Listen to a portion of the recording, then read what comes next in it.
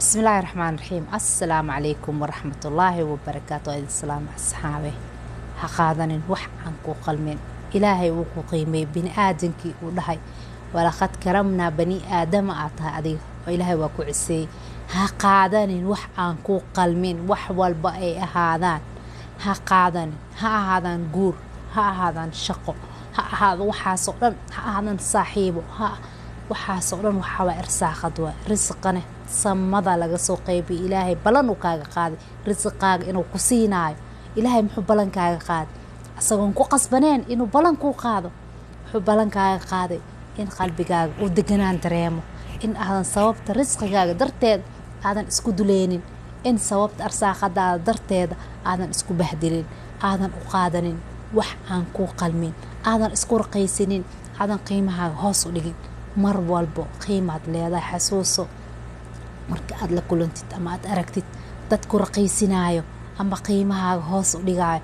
maya dheh adiga yaa tahay aad leedahay markaad isku dayaysid inaad qiimahayga hoos u dhigtid allah subxaanahu wa tacaala casaa wajalle oo rabbalcaalamiinka ayaa anigii ciseeyey oo i karaameeyey inaad dhahdid waay maalin walba waxaan arkaynaa dad isku dayaaya dadku way isku dayayaan way xaawilayaan way isku dayayaan intii awoodooda inay ku raqaysiyaan inay qiimahaaga tiraan ama ay qiimahaaga hoos u dhigaan laakiin adiga ayaa go'aanka iska leh inaad u ogolaatid inaad tiraahid maya aniga waa sareeyaa ilaahay subxaanahu wa tacaala waa i karaameeyey wax aan ii qalminna ma qaadanayo in aad tiraahid adiga ayay kugu xiran tahay marka qaado waxa kuu qalmo oo keliya adduunka waxaa waaye maalmo yar oo kooban waa si walbo cimrigaaga u dheeraado 100 sano gaar haddaad rabtid wax yar ayay noqonaysaa marka maalmahaas aad joogtid karaamadaada seeg wax walba ay ahaato nooc walba ay ahaato wax walbo inay samada kaaga qoran yihiin xasuuso mar haddaad xasuusan tahay in ilaahay subxaanahu wa tacaala uu risqaaga gacantiisa uu ku jiro asaga balan xitaa kaaga qaadi si qalbigaaga uu deganaan u helo ma aqaan sabab